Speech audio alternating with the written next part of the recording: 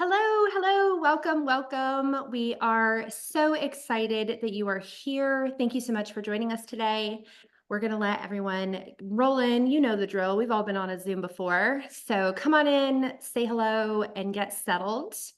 Few housekeeping items that we're going to get started on are number one, community is big to us. So let's take a moment. Let's have you say hello in the chat and let everyone know who you are, where you are, what you do, and drop your IG handle or your website right into the chat, and let's make some new connections.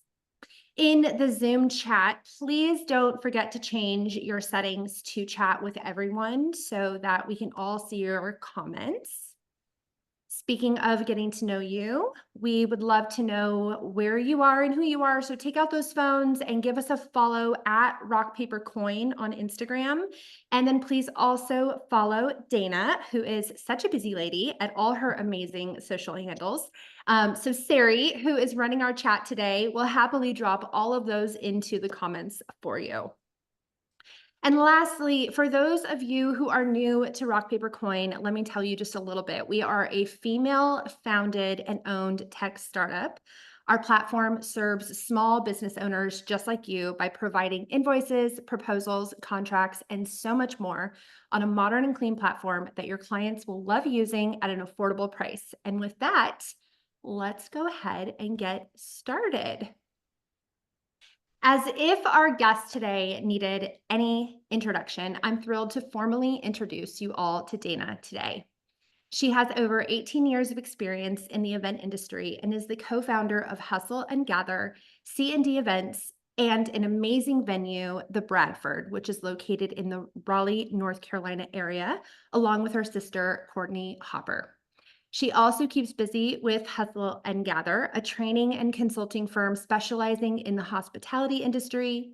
And as an educator, Dana loves to help inspire other business owners to take big leaps, dream big, and create a supportive and flourishing team, which leads to profit growth and work-life balance. So hello, my friend. I'm so excited to be with Hello. you today. How are you doing? Good, good, good. I am so excited to be here today. Looking forward to this. This has been on the calendar for forever, it feels like. So I'm Forever, ready for forever. it. Yes. Suspense has been killing me. Yeah. Well, before we officially kick things off and dive into our chat, I actually wanted to share a piece of a blog article that you wrote that kind of kicked off this entire idea for this webinar today.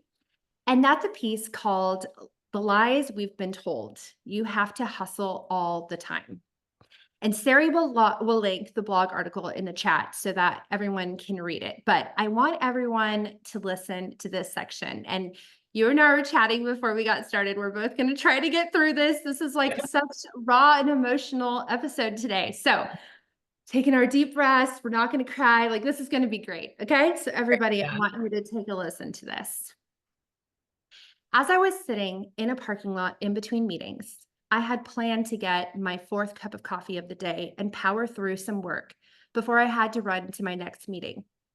I was checking in with Sam, making sure that all after-school bases were covered. Who was picking up the kids from school? How was Ada getting to practice and Henry to tutoring? What's for dinner tonight? Who's making it based on who will be home first? I launch into the plan that I had thought through earlier that day, and my husband stops me and says, "Are you okay?" I paused. Am I okay? I'm so exhausted that I genuinely can't sleep enough. I'm foggy headed. I have zero motivation to do a job that I love, and I feel like a total failure because I can't get through any of my to-do lists. I did not have a breakdown in the parking lot. Who had time for that? I just told him exactly how I felt, that my body is more than just tired. Something is off and I don't know what it is. I got my coffee. I went on with my day, though I did think at that moment what I wouldn't give to take just the afternoon off. I knew it was what I needed, what my body needed, but I also knew that if I didn't just power through, something would fail. Something would fall through the cracks, and then this perfect little tower of cards would come crashing down. There is no rest in the world of success. You want to play hard, you have to work hard, you have to hustle all the time. I have Yeah. goosebumps. I'm like trying not to cry. I remember that very, very distinctly, that moment. It was a tough one. Yeah. Yeah, and I know when I read that, I felt like someone had just taken my life and put pen to paper, like they were just looking through a window and wrote what they had seen. And I can distinctly remember a time when I suddenly recognized how overwhelmed and exhausted I was. Mhm. And I know that that was really a point of you writing that blog, was getting it out there, right? Yeah. So thinking back now, can you think of some changes or warning signs that you very first saw come on that you probably disregarded or pushed off that you can see now that you should have paid more attention to? Yeah, I mean, I think that your body for sure tells you what you need, 100%. And if you read the article, it kind of goes on to say that I was just convinced that something was wrong with me physically and went to the doctor and they're like, you're fine. Like you're just, too stressed out, you need the rest or whatnot. But I think that when like your body is telling you that it can't stay up with normal functions, like for me, it was forgetting everything. And I have a really sharp memory, but I would forget conversations that were happening like 3 minutes before. And it was because my brain was so full of so much information and it was constantly moving and constantly going. And I was constantly considering what was going on next that I couldn't retain anything. And I had a real moment that I thought I had early onset Alzheimer's, like for real. Cause I was like, this is crazy. Like, I can't even remember. Like, I bought like my sixth thing of panko breadcrumbs at the grocery store. Like, how could I not remember that every week I pick this up thinking, oh, I need, this is on our grocery list. It's like, no, it wasn't, it's like just silly stuff like that, but like conversations and whatnot. So I think that for sure. I think my body also was like, it was having a hard time processing food. Like I wasn't like, I just like it wasn't processing my food correctly. And I could just feel it just like all over. Mentally, I think I had a hard time actually figuring out mentally that something was wrong because I just thought like I'm a high achiever. This is the plight I've chosen. This is the bed that I have made. Like suck it up, buttercup, like and so I didn't when I can go back and look at it, I can see that I was in a very dark place, that I was in a very like doom and gloom. On the outside, I was happy, but on the inside, all I was thinking about was how do I get out of this? How do I stop this? I wasn't happy at home. I was very short with the kids. I felt so jealous of my husband. Like, oh my God, they like him so much more because all I do is get home and I'm stressed out and I'm yelling at them or whatever. And he gets to have all the fun. And so it's just this very like strong feeling that I was not living the life that I was supposed to be living, but felt helpless. Like I couldn't change it. Yeah. Oh my gosh. I can totally see how that just spirals. It Mhm. festers. Like it just goes Yes. down this rabbit hole. And it is also so hard as an entrepreneur to openly express and say, like, I did this, I built this, this is mine, I'm supposed to be happy. Like, all these things are happening, and I'm not happy right now in what I created. But you also kind of take a step back and say, I'm also creating, though, this other feeling. Like, I created the success, but now I'm also creating this like swirl of overwhelming emotions that I'm in. And it's such a thing that you can't necessarily just openly discuss. Do you agree with Right. that? Oh yeah, for sure. I felt like, and I think that there's this we're Swifties. So like I had totally and Taylor Swift and whatever. There is this quote that she talks about, and she's like a young teenager at this point, and they're asking her, like, isn't it hard to go out and like go to the a restaurant and there's like crowds behind you? And she's like, she's like, I've asked for it my entire life. She's like, I remember sitting in school and praying that this would happen, that I would reach this level of success. And so I don't begrudge it. And I feel like as much as I can admire that, right? That was a lot of it. It's like I have sacrificed so much. And I think what was hard for me is that when you get to this point, you want to look back and say, well, that sacrifice was worth it because I'm here, because I'm successful, because I'm happy, because I've reached all my goals. And when you are still not there, it makes all that sacrifice feel worthless. And then it really changes the way that you perceive your past, right? And it makes it put it into a very dark light of like, oh my gosh, like I gave up XYZ. I lost XYZ and here I am, like not any better. You know what I mean? So there was a lot of that going on in my head that I had a hard time reconciling with my sacrifice and where I was and being like, just be damn happy. Like, why are you not happy? Like you're making the money you want to make, you have the success you want, like all these things. And it just felt like a failure, like that I just couldn't suck it up, you know? Yes, yes. Well, and I feel like changes can also show up in how we interact with others. And I know you work so closely with your sister as co-founders for your businesses, which is like a whole other Whole another realm. podcast. Yeah. Conversation for sure. Working with your family members, totally other podcast and webinar and Yeah. conference, right? Yeah. Like it can turn Right. into an entire Yeah. series. But you also have a really big team that Mm. helps you manage your day-to-day tasks. And then of course you have, we've kind of started talking and we'll talk a little bit more about family later, but then you have your family. So have you noticed a shift in your relationships or communication style when you're under stress, both professionally and personally? And one, how do you handle it? But then also, I feel like there's also an element of like repair that also Mm. has to happen a little. So, talk me through that a little bit. Yeah, so I think one of the like that's a really great question. So I do have a big team that I manage, and I think for a lot of it, I what I struggled with was I did not know how to be a proactive manager when you're in a phase of life where you can't, really pull yourself out of a funk is what I called it. Everything was reactive. So everything that went wrong, it felt like you were just constantly playing whack-a-mole.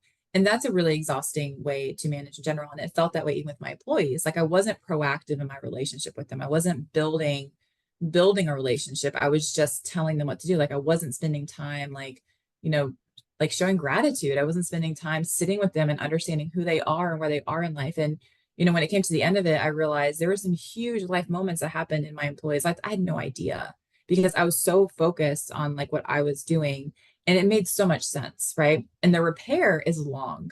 It's long. Like I feel like I'm still in the middle of it a little bit, to be truthful with you.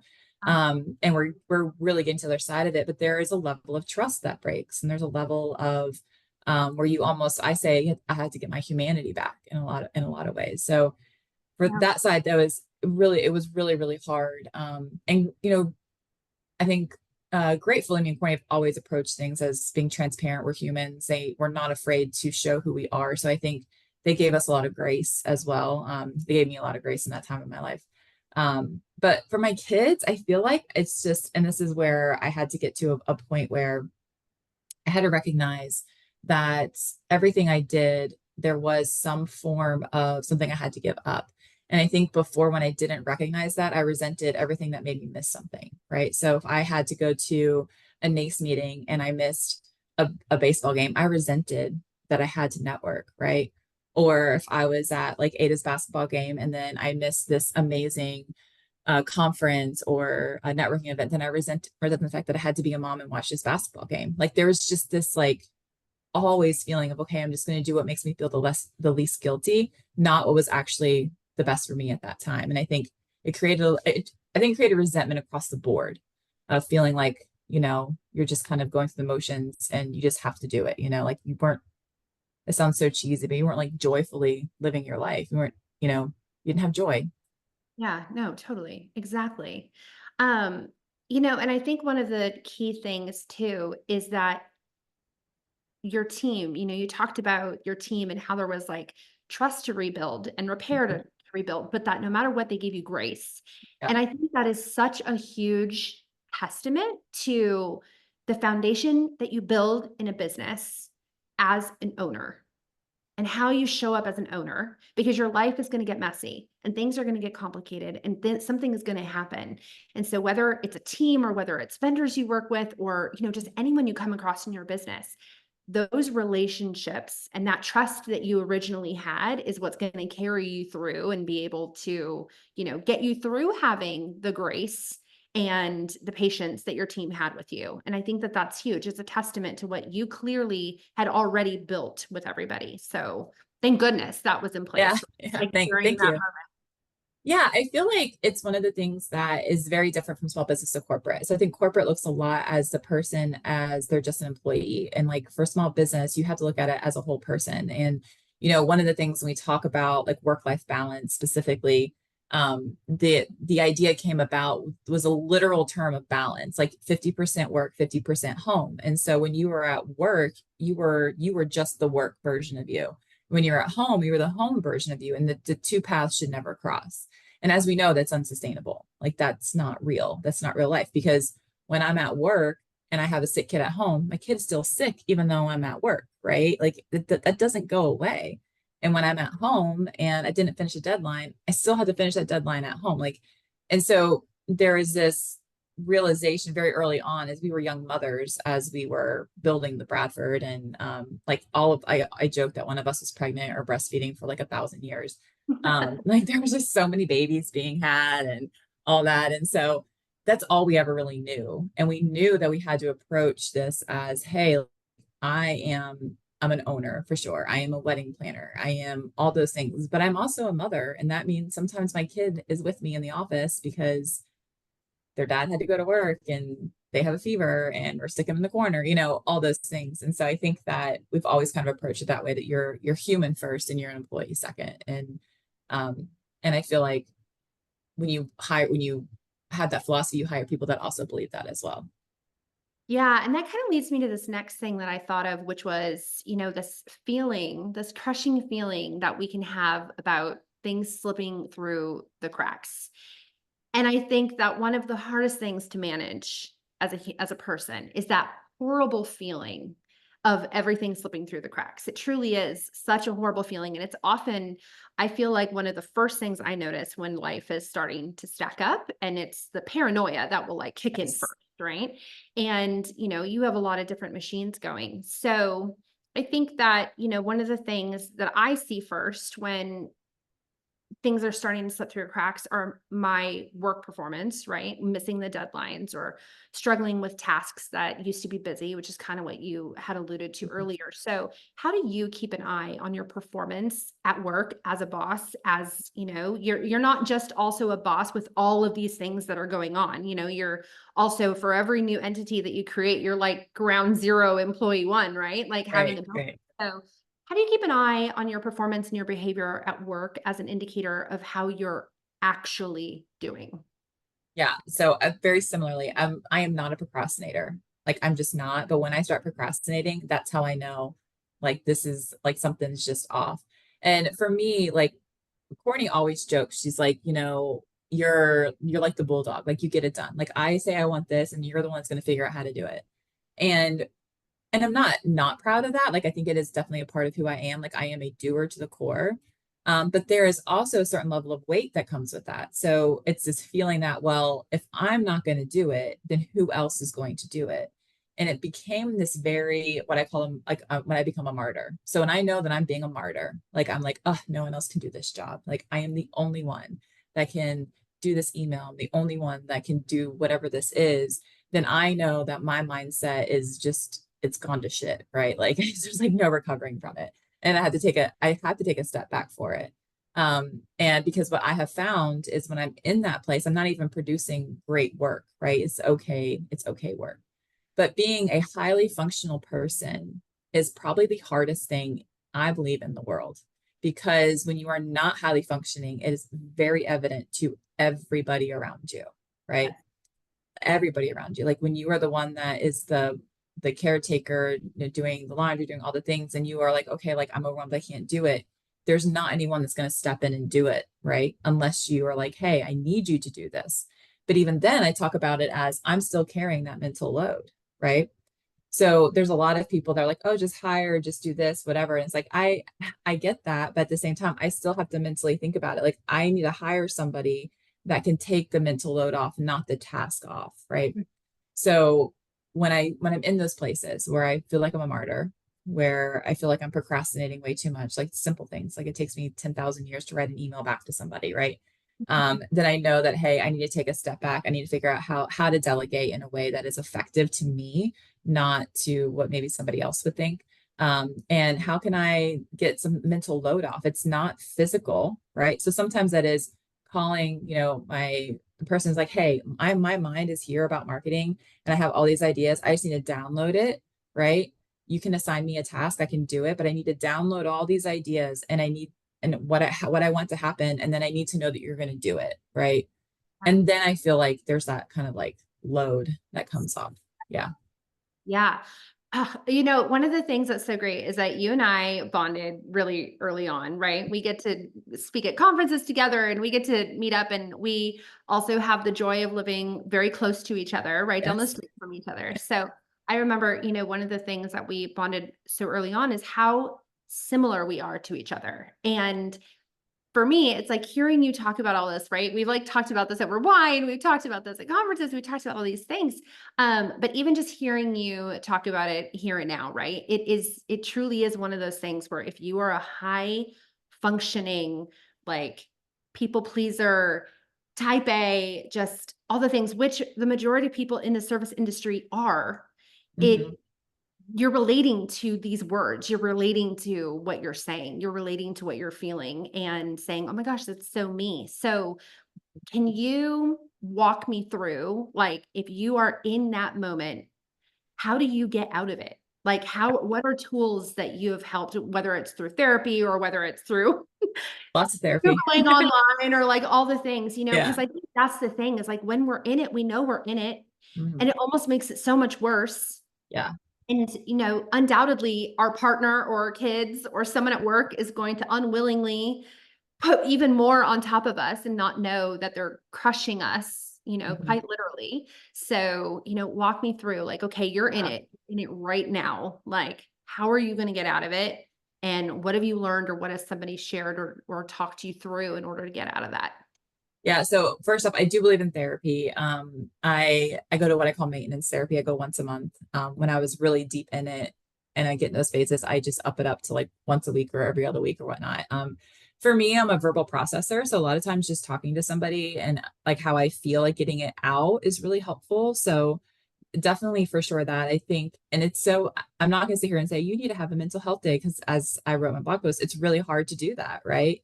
So Yeah, you you can't have take to, a yeah, day. you Take a can't. day You makes it feel even worse. right, So, yeah. right. So I don't do that. But what I do is I structure my day. So what I have found out about myself is that my mornings, I am like so productive. Like I don't know if it's just the coffee's in my system or what, but I can crank things out from 8 a.m. to 11 a.m. And so that means when I'm feeling that way, I was like, you know what? I'm going to if I get these two tasks done, I know I'm going to be able to like start calming down and I'll map it out. I'm going to do two tasks this day, two tasks this day, or whatever the case may be to get through that thing that's really like kind of weighing me down. But that means I have to ask for help because school starts at 8 a.m., And so it's like, okay, I need you to take the kids to school this day. I need, or maybe it's if you're a late person, like, or later in the day, like I need to pick up the kids from school this day or whatever. But I try to figure out where it is I'm going to be able to be the most productive and just start doing that one thing that I feel like I can't do. And then once you do that one task, you're like, okay, I can get through this. I can do this. Um, but for me, what I've had to learn, because I have a really great partner in life. Like my husband is a fantastic partner. He is super helpful. He started working from home during the pandemic, and he's like, you know what, I'm just gonna be the laundry fairy. And I was like, I love that for you, and I am all for it, right? You're like, And so promote it. yeah, and so there are some things that I think he sees right off the bat, and he's like, okay, I know this will be helpful. But I just think, again, like because I have operated in a space where I was the one that maintained the calendar, I was the one that maintained the schedule. And it wasn't because of his lack of effort, it was really my lack of ability to let it go. And so he would say, what do you need me to do? Tell me what you need me to do. And finally, I was like, you know what? That's really the most unhelpful thing you can ask me to do because I would love to tell you. So like recently, I was like, I would love to tell you to call the guidance counselor and figure out why they can't get A to schedule. And I said, but to do that, I have to tell you about the 10 other conversations I had. And by the time I download you on it, you're not going to relay it correctly just because you weren't the one in those conversations. I might as well just do it. And, and so because I was like super overwhelmed. And I said, but what would be great?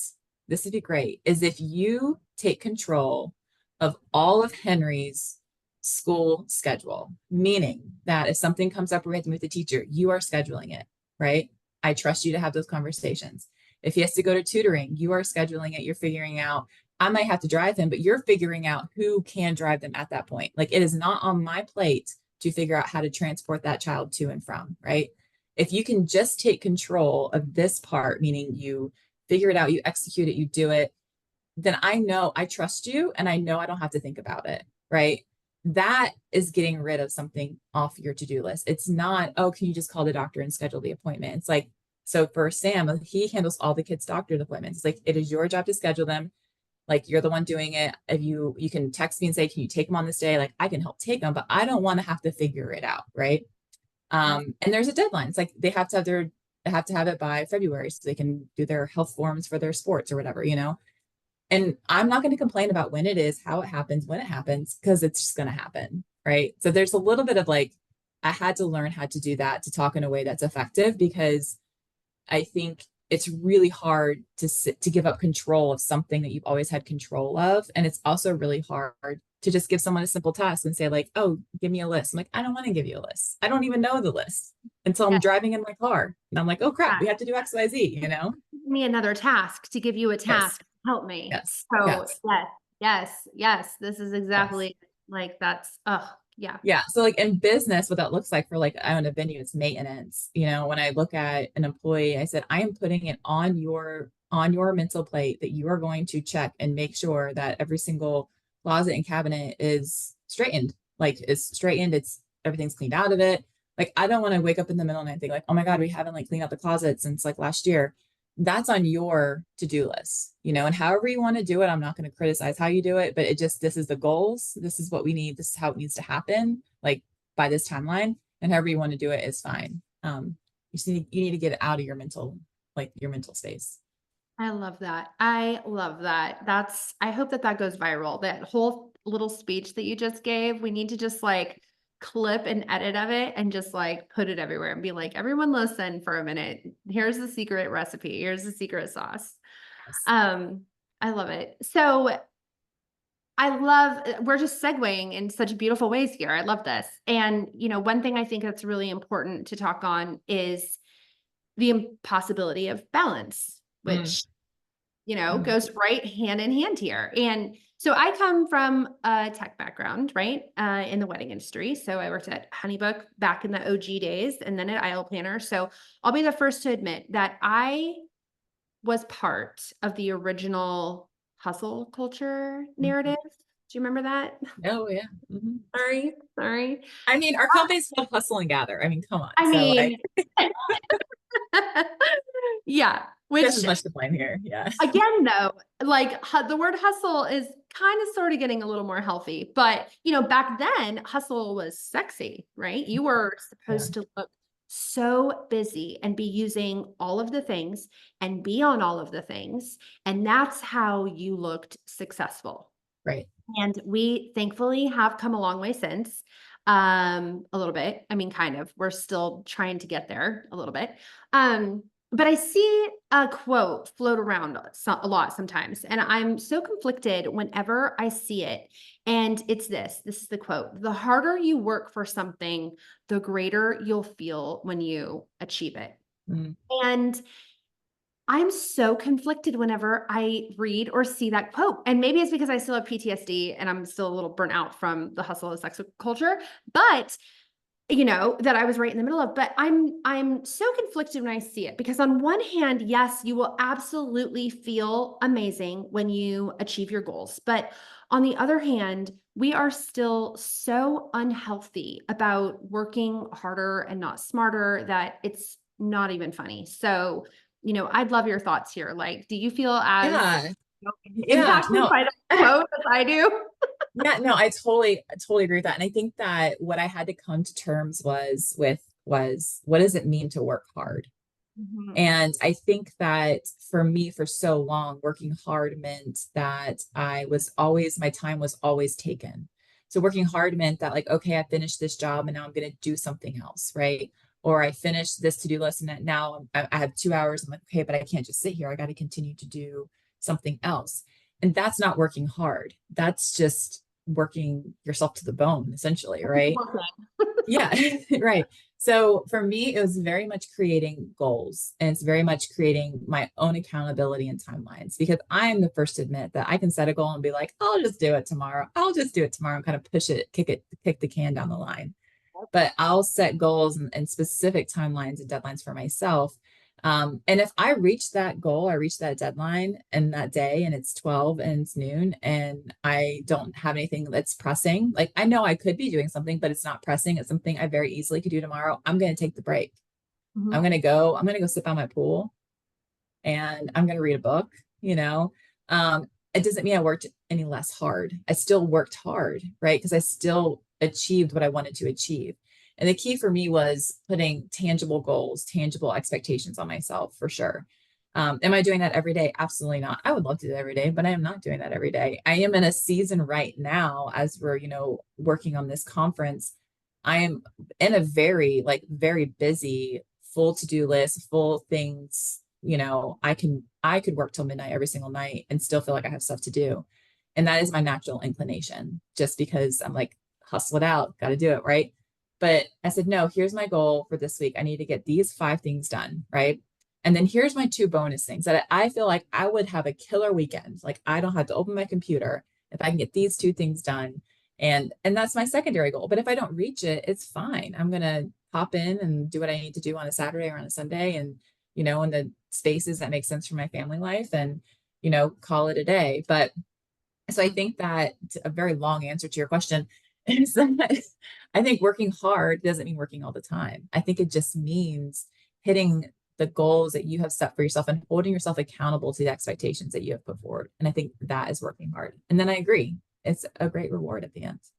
Yeah, and I mean, I feel like I feel it. I feel it so much. There's just so much pressure to keep all aspects of life in perfect harmony, right? The Mm, work, the family, the personal time. And it constantly feels like taking a break is just going to make everything worse. You just power through and you yeah. just do it. Likewise, I have a pool and a beautiful backyard, and I hear all the time from people who are like, "You must be in that all the time," or like lunch break, and I'm like, "I haven't even eaten today." Yeah. Like, I Right. barely thought about anything other Right. than what I'm working on because I get so hyper focused on what I'm doing, and it's very hard for me to get out of that. And so, that's my wish for the industry and for anybody that's like taking away anything from this is that we just learn that like that pressure exists because we put that pressure there. It doesn't exist because it has to be there. And, I just want everybody to kind of get to that place where Yeah. they're I was gonna say, I really think that a lot of it is we build this own narrative in our head about it, right? So I kind of alluded to it earlier, but like one of the things that really helped me was understanding this idea of opportunity cost, right? And so every decision that I make, even in okay, I have those 2 tasks that I need to get done, right? That needs to get done by Monday and be amazing if I could get it done by Friday, so I don't have to pick up my computer on the weekend. Even in the middle of that week, I'm saying, okay, is it better for me to work later on Friday to get it done? And what will I miss? Okay, I'll probably miss homemade pizza night. Okay, that's how have I missed homemade pizza night in the last few weeks, or I might miss family movie night or whatever. Is that important? Is that important enough at that moment? Do I need that for my soul, right? Or is it okay, Ada's at basketball practice for 3 hours. I'm sitting in a gym for 3 hours doing nothing but staring at her watching her basketball. Like, could I just work on that, Like what's worth the sacrifice? So even though I'm in that basketball practice, like I love watching her play, and and she loves me watching her play or whatever. Like the sacrifice is I'd rather just sit on a hard gym floor. My 40-year-old body, it's not great, but whatever. And work on it then, because it made it fit into my life, because I didn't really want to miss make your own pizza on movie night, right? And so there was this really, and that's a very minor example, but there was this mind shift that I had, like mindset shift I had to make, that said, like, if I'm going to go, like last night, I went to Bites and Pints for Nace. Okay, what was I going to miss on Tuesday night that I might feel a pang of guilt for, right? And if it was something I was going to miss, like a game or something the kids have, I had to, like, well, I'd be at Bites and Pints, and all will I only be thinking about how I missed this game.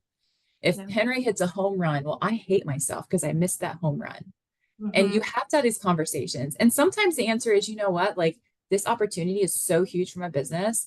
Like I will be sitting at that baseball game and hating my life and just thinking like, oh my God, I should have been there. Oh my God, like I missed this opportunity, right? And you have to make the choice. But then when you're there, when I was there at Bites and Pints, I was fully in. I was engaged. I networked. I pushed my ability to spread my business was so much better because that's where my mind was, because I'd already resolved to the fact that I wasn't going to be there on Tuesday night with the kids. Does that make sense? Like, it's just kind of like this Yeah. idea of everything has an inherent sacrifice, and you have to know what it is to not like resent it at the end of the day. Yeah, and okay, so I think you just gave me a new like idea about how I'm going to do my own to-do list. So, because I'm a to-do lister, and majority of us I think are, to just try to keep ourselves sane into what we need to Right. do. Thing is with my to-do list, making a to-do list makes me feel productive, and it makes Mhm. me feel organized and like I've got somewhat of a handle on my situation, whether or not that's true or not. So making a list is step one. Getting through the list in with grace, number one, Yeah. with realistic expectations is another. That is very hard because it's like you didn't make a today list, you made a 4-week list that you're Right. Right. on tomorrow. And some of it you may have progressed on, so you may Mhm. have created this situation for yourself. But regardless, right? So, and then it feels impossible before you've even started. And the thing that I think a lot of people get stuck on, it's exactly what you're talking about, is this other part of your life Mhm. where you want to show up for it and you want to be happy and you want to be excited, and you see other people making priorities and sacrifices in their business and saying, well, how can they happily close their laptop and go to their kids' basketball game? How can they happily go for a girls' weekend or, to a conference retreat? Like, I feel like I couldn't possibly have enough time to do that. I'm so underwater with what I have going on. And I think the key, I'm going to try this, and everybody, like, feel free to do this too. I've never made a list of like things that are coming up that are not work related. So like the things you have to look forward to.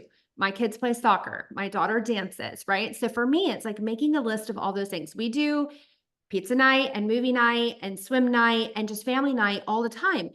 Never once have I thought of making that a list Mm. and really just Yeah. seeing like, right? And just being like, okay, like I can do this, this, and this, which means I get to do this. And being able to see that. And something stuck with me a really long time ago that someone said, and it's almost the same kind of thought process, which is when you go to work, when your kids are little, you never say, I have to go to work. You say, I get to go to work. So true.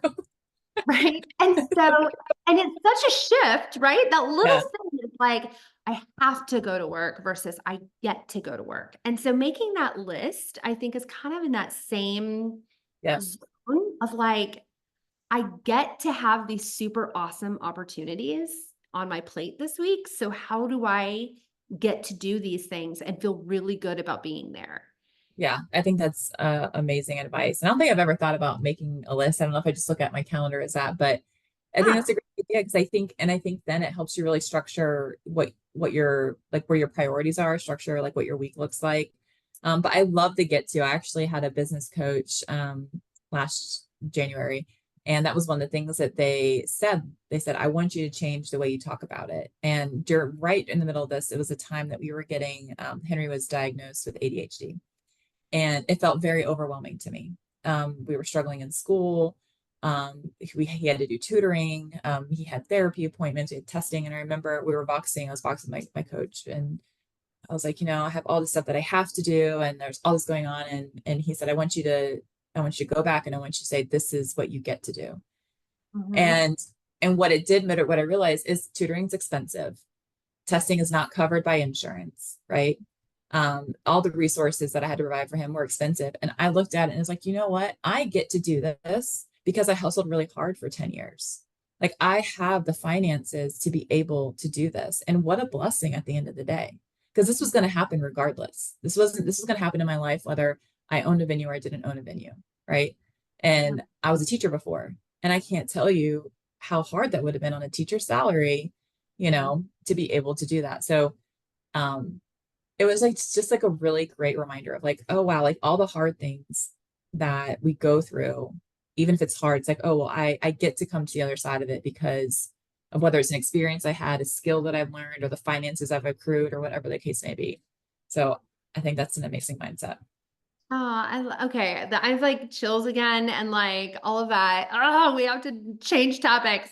Yeah. I gotta moving. I love all this because, I mean, one of the things we talked about in doing this chat together was the fact that these are the conversations you have one-on-one with friends in the corner of like a dark wine bar when you have to like talk about the things that no one else can hear, and like you're in a safe space and you don't feel like anyone's going to look at you and say like, oh my gosh, she must not, if she doesn't have her life together, she can't have her business together. Right. And like these are the kinds of conversations that like everyone just deserves to openly have. But I think there's such a strong healing feeling of hearing someone say something and for once being able to be like, oh, like that's me, like, oh my gosh, like, okay, like it's not me. I mean, it's me, but it's not me, Right. right? Right. Yeah. So I love that we're doing this. And I thank you for being so vulnerable. I mean, we're halfway Yeah. through and just like really just letting it all out. And so thank you. You're very Um, welcome. but I want to shift gears and talk a little Okay. bit about women and wealth. Mm. Spicy topic. Spicy topic. Spicy topic. So, one of the things that made me also excited for this chat was when we were talking about this and you mentioned women and wealth, and specifically the idea that what we desire, or even wanting to desire something bigger for ourselves, is still such a taboo. Mhm. And we've been trained to always be in service to others Right. naturally. And being in the service industry does not help with that whatsoever at all. But to your point, saying I want to be wealthy is still, it still seems wrong, right? Yep. It's something that we're not supposed to say. And it can even feel wrong to say it out loud in a lot of cases. Mhm. So not only do you feel bad even feeling it, but then when you say it, it's just like, ugh. So I'd love for you to dive into that a little bit Ah. more. What even made you come up with that and like want to bring that to the table? Because this is huge.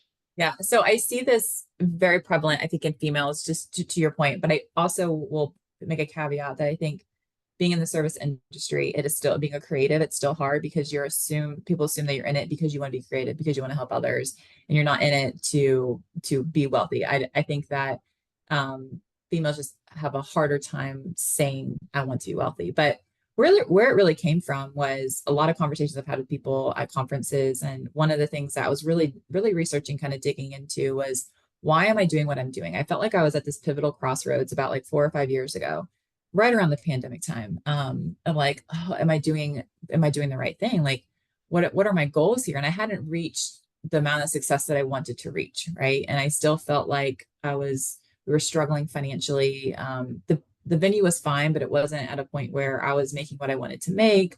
And it felt really dirty to say that. Like, I want to make X. Like, this is a salary that I want, right? Because I was okay, right? We were paying our bills.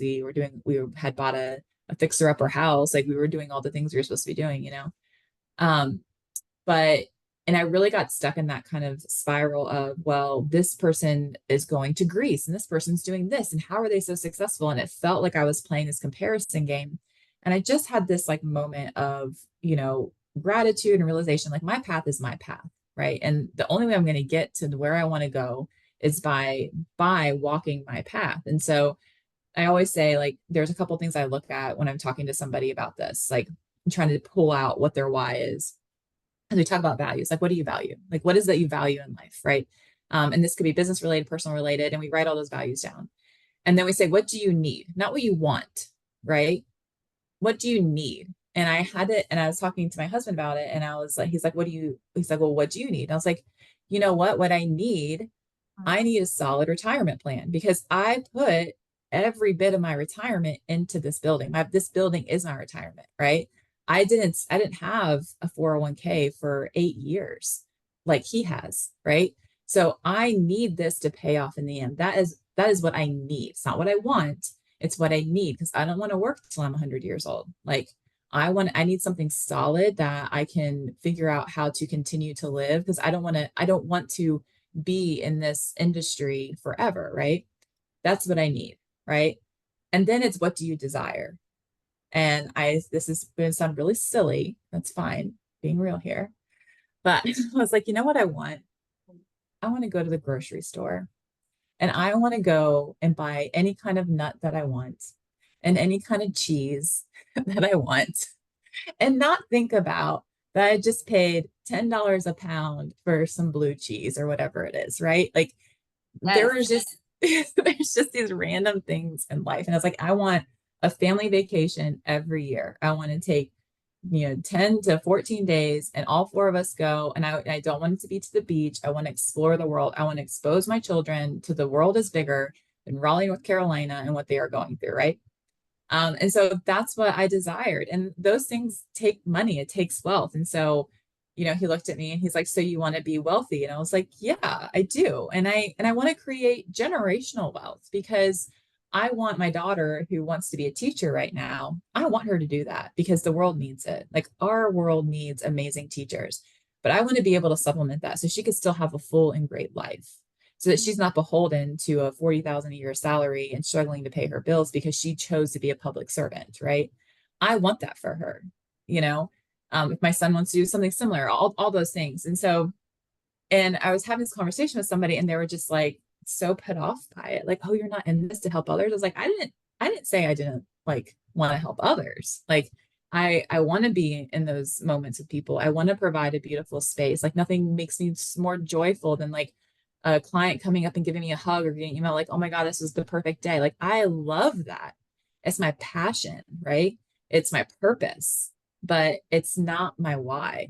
They're two very different things, right? And so and some people don't care about it, but I think it's important. I think whatever your why is, I think it's important to say it because what that did for me then is I was like, hey, what are my values? What do I need? What is it that I desire? What's my why? Right? I can make better decisions. So, do I want to go speak at this conference? Is it going to do any of these things for me? And the answer is no, then I'm not going to take it. Right? If it's going to get me closer to this goal and this desire that I have, then I'm going to do it. Right. It really created a filter for me. And I think it works really well just in day to day business. Like, am I going to take this opportunity? Am I going to partner with this person? Am I going to take this client? Right. All those things. And it kind of helps steer you in the right direction, I would say. Yeah, it redefines your success, right? Yes. I mean, it really does. And the fact that you are already thinking about your kids and how you get to redefine their success, but Yes. that they're also getting to see you do this because Yes. there's no thought in my brain that you're not also having these conversations at home with them, which Right. is, important and crucial too in making sure that they understand, like where you've come from and where you're going and why you have the plan you have and what obstacles that you yourself have, just things that it's important for everybody to kind of see the journey along the way because they're a part of it, right? This is part of Right. their life. Yeah. um so with that, how do you think we can empower the next generation of women to break free from the idea that their desires are too taboo? Yeah. I think you just got to talk about it. And I talk about with my daughter all the time. You just, and even, and I talk about with my son as well. So, they both have this, they're great, great, great, great kids, but they both have this idea that what they want isn't valid. Right. And so one of the things specifically with my son is he had been like we kind of limit screen time a little bit and he had been like sneaking his iPad or whatever. And I was like, buddy, like when have I ever said no to you? Like, it's normally like you can play for 45 minutes. I said, but Hen, if you come to me and you say, Mom, you know what? If I could play a video game, iPad, whatever, for an hour and a half every day, like I would feel fulfilled. Like I wouldn't need to sneak it. I wouldn't need to feel like I was being like whatever, right? It's like you can say that. You can tell me what you want. You can tell me what Yeah. you need and let me help you figure out what the best path is forward for that, right? And same thing with Ada. She's going to school, a public school. She was in a private school. So we had to get all this shopping done, right? Like, because she had like no clothes. She just had like a uniform clothes. And I was like, I want you to make a list of what you want, right? And so she made a very long, like 5-page list, right? And I was really careful not to be like, that's silly. You don't need that. You don't need that. I'm like, oh, like I love that you want all these things. I was like, I want you to pick out 20 of them and we'll find 20 of those items. And then, make sure you love the style you're going for. And then we can like Yeah. talk about buying more clothes later, whatever. Um, because I want her to feel free to say, this is what I want. Right. And she was so ashamed to give it to me. She was like, it's really long, mom. It's like a lot of clothes. I'm like, it's fine. Let's talk about it. Like, and I think it's just, I don't know why, honestly, it is, but it's like we're just so afraid to say what we want, which then I think sometimes translates to what we need, right? Like maybe what I want is not specifically a item, but maybe it's like I need the rest. Like I need to take a step back. I need to lean on you more. I need to be a really crappy friend right now, and I need you to be a really good friend, right? And that's hard. And for me, that's really hard because again, if you're a high functioning person, people just assume you don't need them, right? Yeah. Yeah. You're Like strong. You got you're this. You're strong, it's fine. fine. You'll be Yeah. fine. And I had to like look at my friend one time and I was like, I really just need to be a shitty friend right now. Like, like I just can't be the one texting and reaching out. Like, you're gonna have to do it for me because I'm just not in that space. And she was like, oh, okay. And she did it beautifully and all that. But yeah, so I think you just gotta talk about it. You just got can't be afraid to talk about it. Well, and I think you and I both know that this industry is very hard. It can feel clicky and competitive, and it can feel like a constant comparison game, which will Yes. keep you silent, right? And it can feel very isolating, especially when you're feeling all these feelings and you're like, I'm supposed to not be feeling these feelings.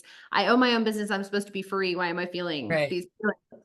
And it feels like it's easier to stay quiet about all the things that actually matter, right? Like health and wealth and mental health in Mhm. particular. But we know that staying silent, particularly when it comes to matters like this, just creates more limitations and hardships. So, I really hope that people lean in and think about the cost of what not speaking up is going to bring you to Yep. yourself and to your business, but also just to the industry moving forward. Like we have to break a cycle. Yeah.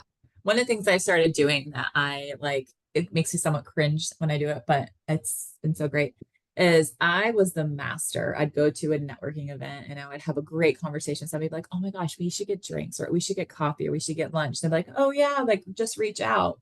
And then you would leave and you forget. And then you see them like, oh my God, I never got that, whatever. So now whenever I'm like, we should grab coffee or whatever, they're like, okay, I'm like, no, get your calendar out.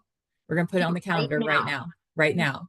It's not, and I'm going to text you later. It's right now because there's a reason why I connected with that person. And maybe it was a really great conversation, but then you're building these relationships then that you can have these really like vulnerable conversations with somebody who's probably thinking and feeling that exact same thing. Right. So I always call networking like my speed dating. I'm like, hey, who do I want to date next? Like who's my next BFF? Like who's going to be the person that I'm going to chat with, right? And Yeah, it was if you have a great conversation, like, okay, I want to continue this. Like I want to continue and grab a coffee and get a drink or whatever. So I highly recommend that. Like don't put it off because you're not going to do it. I Like love that. just set it up right then and there. I love it because it's so easy to connect and then you don't think about it again. Yeah. And it's not, so oftentimes it's not intentional, It's not but then intentional. there's also like that really awkward amount of space and time that goes. And then you're Right. like, I don't want to reach out first. And like, well, they didn't Yep. reach out to me. So maybe again, the spiraling, here comes the Right. spiraling. Right. Like it's just down the rabbit hole. Well, Yeah. and one of the things I love so much about this next generation that's coming up is that they have zero desire to live how we are currently living. Like, So true. It's so true. they want none of it. Yeah. They're like, They're over it. Yeah. we're over it. You're crazy. This is Yeah. not, no. They're like, let us get in here and start changing things. And I love that about them. So no matter what, there's going to be a lot of change that are going to be coming up the ranks because they're not, they didn't sign up for this. That's for They did sure. not. They did Yes. not. So true. Yeah. So in your opinion, how can we today as a community, and I know that, you're big into community and you just know so many people, but how can we better support women who openly express their desires for the things that they want, right? They get brave, you finally stand up and you say it and you say it outwardly and you manifest it and all the things that you believe in. What changes would you like to see in the way that women's ambitions are perceived and supported? So we talked about, what we want people to be able to do, which is just get up and do it. But what changes do you want to see in the industry that's supporting Wow. women's ambitions I and really, go?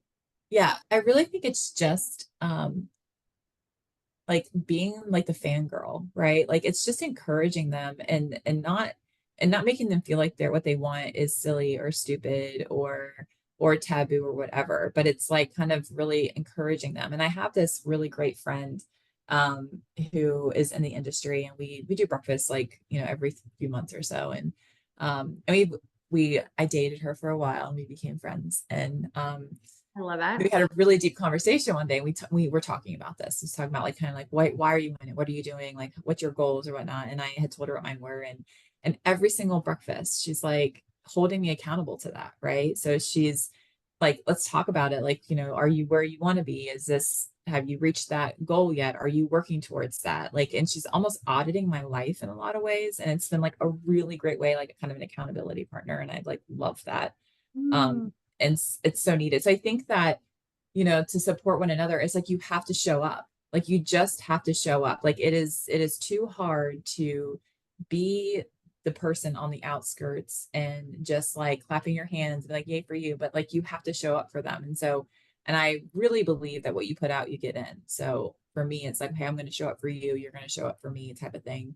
But I think it's just again, it's just being that fangirl for. I'm like, yeah, like I love that for you, whether that's you know, commenting on social media, whether that's like, you know, giving them a shout out, whether that's just like when they're talking to you and maybe to you, like that's not what you want, right? But it doesn't matter. Like it's like, yeah, like I love that for you. Like, how can I help you get there? Like, what can I do as your friend to support you in that? Like, do you need somebody to hold you accountable for it? Do you need you know, help like you need like an actual physical thing, like a person or a consultant or whatever it is, right? Just being that person that's not there to judge or be competitive with. You're just there to live life with that person. I love that, especially being that we are in such a silent scroll world. Yeah.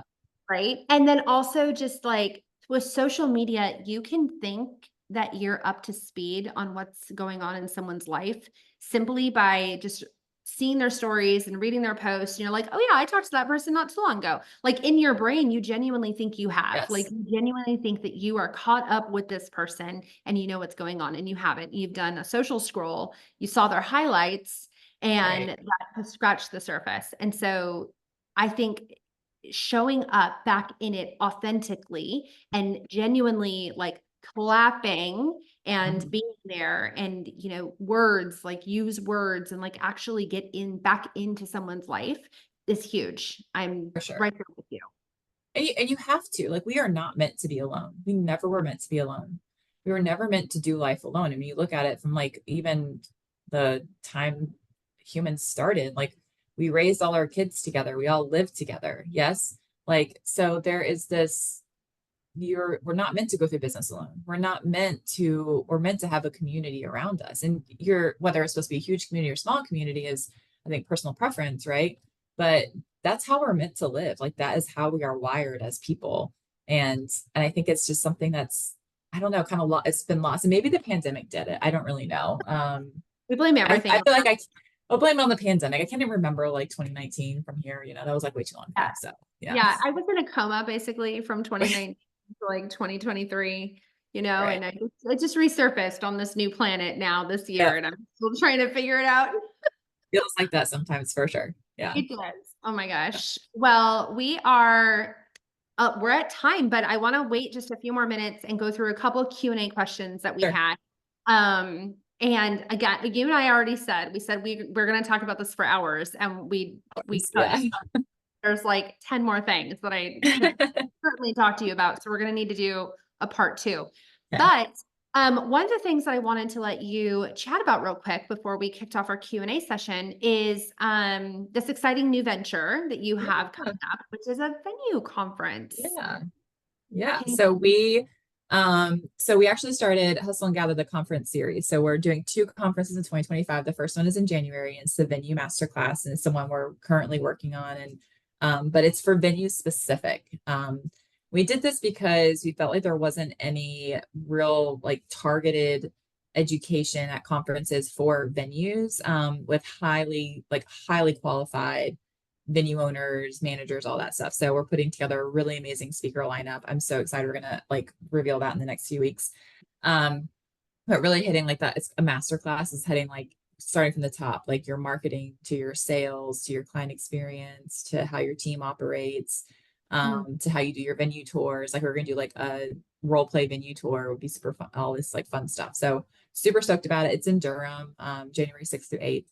And then the other one we're having is November, that it's to be determined, it'll be the first part of November, but it's for entrepreneurs. And it's like an entrepreneur like reset mindset, really just a place for entrepreneurs to come together and talk about some of these things we've been talking about, find that camaraderie, find your mentor, and just have an amazing weekend, hopefully in Scottsdale, Arizona. Fingers crossed that works out. Yeah, and just get a Yeah, place let's to hop in connect. I there. know it doesn't have to be entrepreneurs. Entrepreneurs, I say, and high achieving, uh, like people who are in the industry. So yeah, President of the fan club, yes, so yeah, I'll be there for sure. My ticket is already paid for in advance. Oh my gosh, amazing. Okay, so Sarah put those links in the chat, and you can definitely find out more information, I'm sure, as well on your social handles and all of yes, that.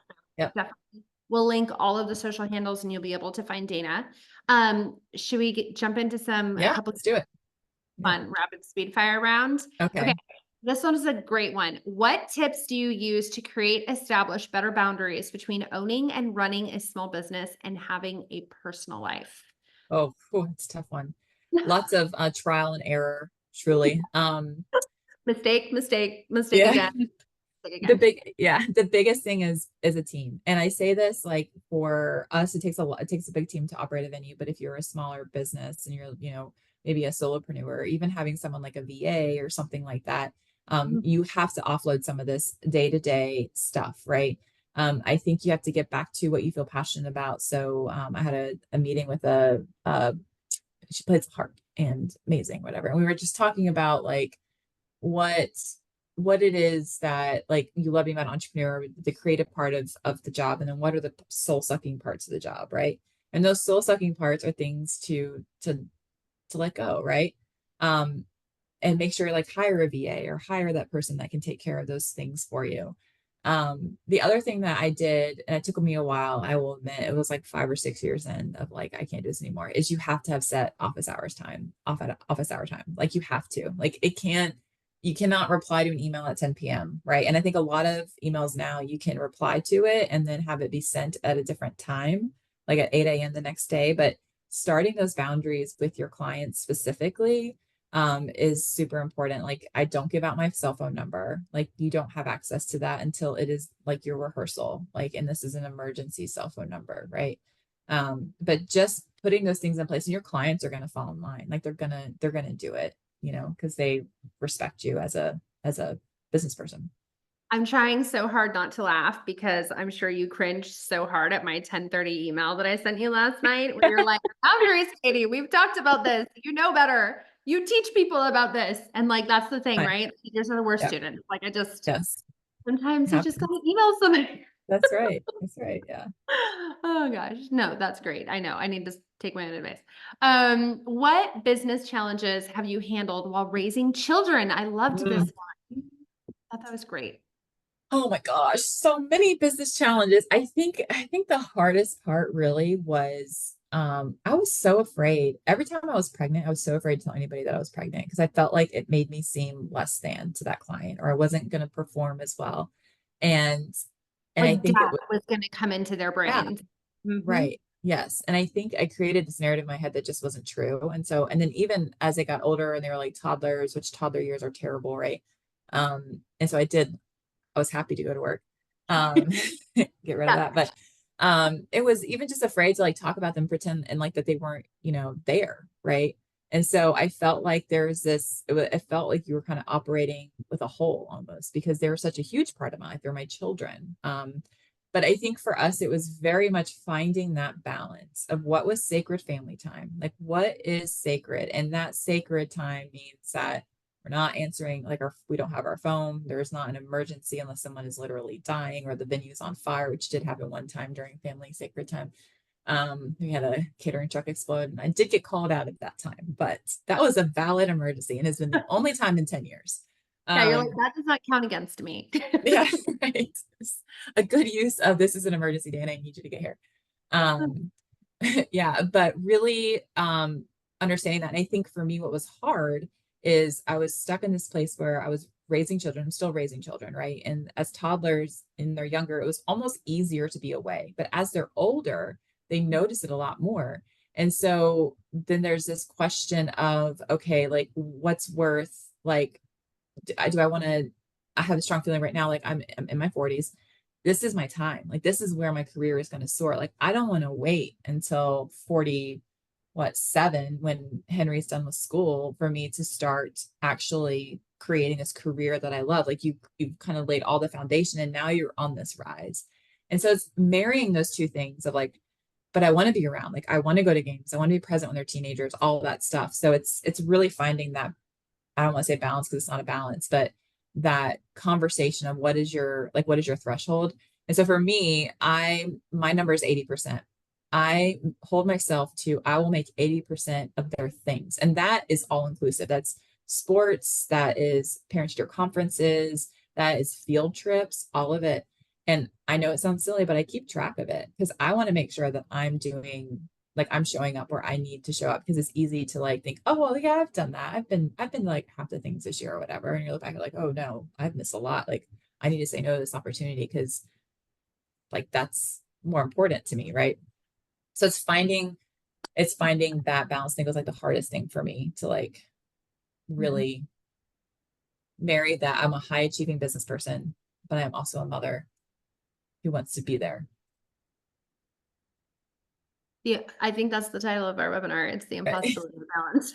Because it is impossible. There is no balance. There is no balance. And that's it. And that's the thing I love to talk about. Once I realized that I researched it because I was like, what is this thing that I feel so guilty about? Because everywhere you go, they're like, how's your work-life balance? Do you have work-life balance? What are you Mhm. doing for your work-life balance? And like the sheer amount of guilt I felt because I didn't have this elusive balance. I felt like such a failure. And so I was like, what is this thing? And I did all this research on it. And it's literally just a made up concept. It's not even real. It was created basically in the 80s to help convince women they should stay in the workforce. Like, oh, this is, you just don't have work-life balance. And here's what we're going to do is you're going to spend half your time at work and half your time at home. And we're going to keep these two things siloed for you. And that's going to be balanced. One shouldn't outweigh the other, right? But that's not real life. Like sometimes work is 70 and home is 30, and sometimes home is 60 and work is 40. Like there is no there is no balance. There is just really integration. And where do you need to show up at Right. that point, at that phase, at that season, at that day, at that moment in your life? Girl, you going unfiltered. You are going deep. We got to write all this down. Sari, are you writing all this down? Are we getting this in a book? We need to just like put this in an ebook. Just be like, great. In 2 weeks, we're going to release Dana's session in Yes. book form. That's going to be your And next more. task is you're going to write a Yeah, book. to write a book. Okay. Okay. Got it. I'm putting I'll it, add it to the to do.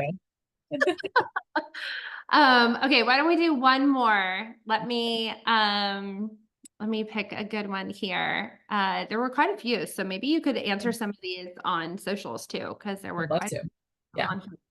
But what about, okay, what are your favorite apps and tools that you use for your family, team, and yourself? Okay. Great question. Family, hardcore Google Calendar. We live and breathe by it, but we also have a family like dry erase calendar. I meal plan like 2 weeks at a time. Like, and I have a huge grocery, get all the dry goods, everything. And then there's a small list for the second week. But it has saved my marriage. It has saved my sanity because I know what we're making every single day. If I forget to pull something out, like, Sam sees it and he pulls it out. So 100% like any meal planning app you have is worth it. I just do it old school style, but I have a ton of friends that love the meal planning apps. For my team, like we actually are a little bit new to this. We've started using the Zoom Workplace, Mhm. which has been really, really, really great. It has like a great tool of tracking progress. I think I am a little bit, I'm not a micromanager, but I do like to see things getting done. So I, again, like I can purge it off of my mental list. And so it's nice to see check marks on things and updates on stuff. We used Asana for a while, and we loved that. I thought that was a great tool. We just moved to this because it was more all encompassing what we were trying to do. But Yeah. any kind of task manager thing, I think, is crucial if you have a pretty big team. Yeah. Yeah. We live on Trello at Rock Paper Trello. Coin. Yeah. It's a good one too. Great. Being able to visualize everything. It's just Yes. so great and easy. Yeah. Um, yeah. Anything else that you can think of, my friend, before we end? Like, I Oh, I mean, covered so much. Like, so I important. know, no, it's been a great conversation. I feel very, very passionate about it. It's one of the things that I love to talk about when I go speak places because I feel like it's such a universal experience. And, there are moments in my life that I have very, very deep regret for.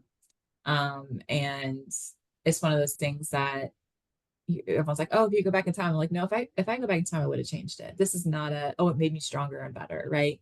And so for me, I love to talk about it because I think it's just something that um hopefully people can learn from and not make that same mistake.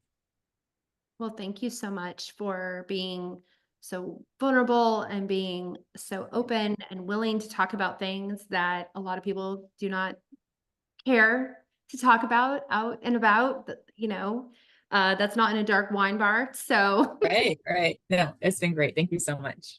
yes, yes. And thank you everyone for joining us for this session. As a reminder, this is a monthly webinar that is hosted by us, Rock Paper Coin.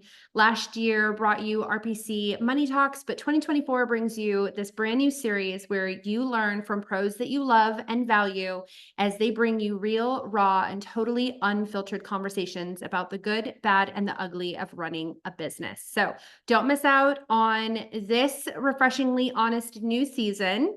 And be on the lookout in the next few weeks for sign up to our next guest. And with that, I thank you so much, my friend, for being here. Thank you so much. It's great being here. Bye, everyone. Bye.